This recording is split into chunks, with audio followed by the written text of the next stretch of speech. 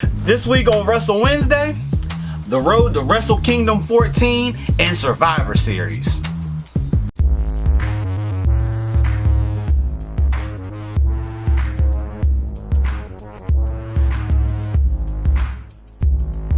Loading snacks. What's going on, everybody? Your boy Jokes here, and it's time for another edition of Wrestle Wednesday. Yeah! Appreciate the love, guys. So let's go ahead and jump right on in. Let's start New Japan Pro Wrestling, their biggest show of the year, Wrestle Kingdom. So Wrestle Kingdom 14 happens January 4th and 5th. Unlike previous editions, this is going to cover 2 days. So their biggest show, instead of being only one night, it's going to be 2 nights. And now we're starting to see some of the matches that are going to be unveiled for the big show. I'm going to tell you this now. Something that hasn't been done before is most certainly going to happen at Wrestle Kingdom. So first, night 1, we have a double header for the main event. So you have Tetsuya Naito versus Jay White for the Intercontinental Championship. Now, sounds like a pretty interesting match. Now let's talk about the other main event, Kazuchika Okada versus Kota Ibushi for the IWGP Heavyweight Championship. So throughout the history of New Japan, there's been tons and tons of champions. But there hasn't been a person that's held both the Heavyweight Championship and the Intercontinental Championship at the same time. So, whoever wins in their respective matches on night 1 will face each other on night 2, and the winner takes all. So by the end of night 2, we're going to have someone that is both the heavyweight champion and the Intercontinental champion. That's pretty dope. Now, whoever wins it, I can already say they're about to have workload in their hands, because they're going to be defending 2 championships after Wrestle Kingdom. Now, they haven't been specific on saying, going forward, if you're going to be able to defend each championship separate, or if it's going to be one of those all or nothing type things. I'm really excited to see it. Personally, I want to see Kota Ibushi come out on top with this. Kota Ibushi has been around for a very long time. He's been wrestling all around the world, so you've probably seen him in WWE for a little bit, but of course, he's most popular when it comes time for being in Japan. And I think his time has come. He's won the G1 Climax, which gave him the opportunity to main event at Wrestle Kingdom. I think it would be a sour taste just to see my man lose and not be able to walk away with these 2 championship titles. Now, I know you guys aren't too in with New Japan, but how does that sound as someone being both a heavyweight champion and Intercontinental champion at the same time? Sounds interesting. Sounds complicated. Sounds complicated. Yeah. I'm going with both of those, because being a double champion means, one, you are going to be defending, you're going to be wrestling a lot more than what you originally were.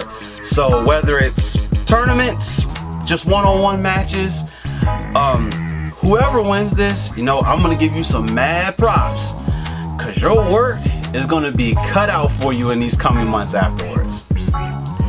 Now, talking about other shows, let's switch over to WWE and talk about Survivor Series. So for the last few years, Survivor Series has pretty much been Raw versus Smackdown. This year, we're throwing a little bit of a curve in there, and we're now introducing NXT into the mix. So now Survivor Series will be Raw versus Smackdown versus NXT. So I'm already gonna tell you right now, when they introduce this, I'm team NXT.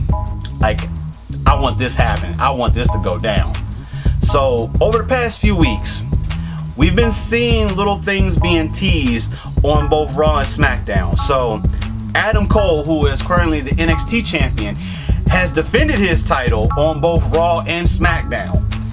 He beat Daniel Bryan on SmackDown, and on Raw, unfortunately, he lost, but it was by disqualification, so of course he retained his championship. But just think about how that could possibly affect the outcome of WWE as a whole.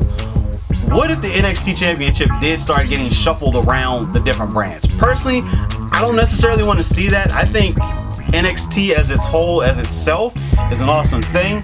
But when you bring certain high caliber individuals back to NXT, like say for example, Finn Balor, longest reigning NXT champion, they moved him to Raw, had his time on Raw, he's now back in NXT.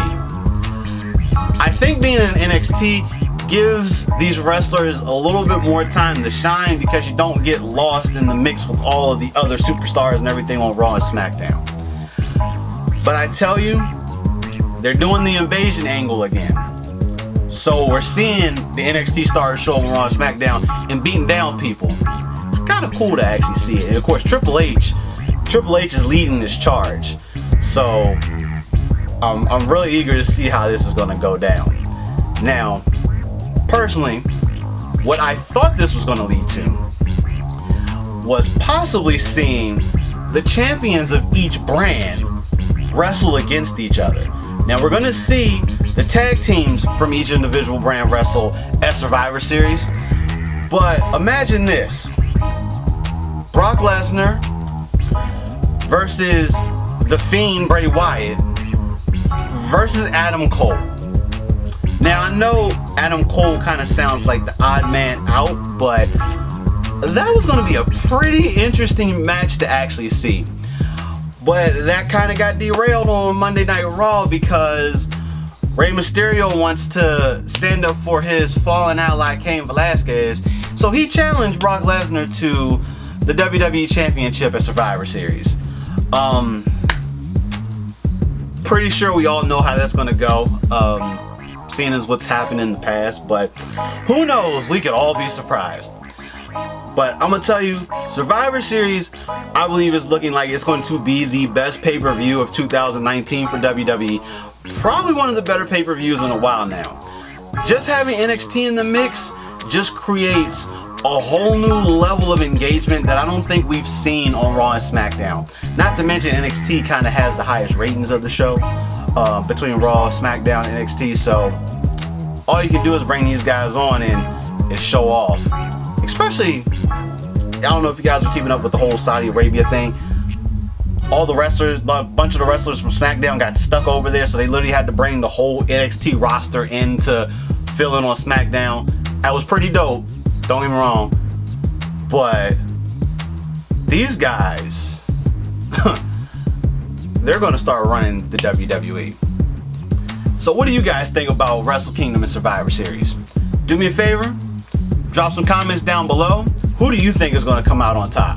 Raw, SmackDown, or NXT? And finally, I just got to shout out all of our patrons, all you guys that subscribe to us, much appreciated.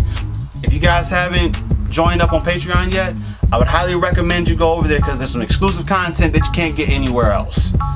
But until then, this has been another edition of Wrestle Wednesday, and I'll catch you later. What's good, Loading Snacks Universe? Did you think that was too sweet? Well, do me a favor. Like, share, and subscribe on whatever platform you're watching us on. And also, jump on over to patreon.com/loading snacks where you can support us in everything we do and pick the tier of your choice. Much appreciated.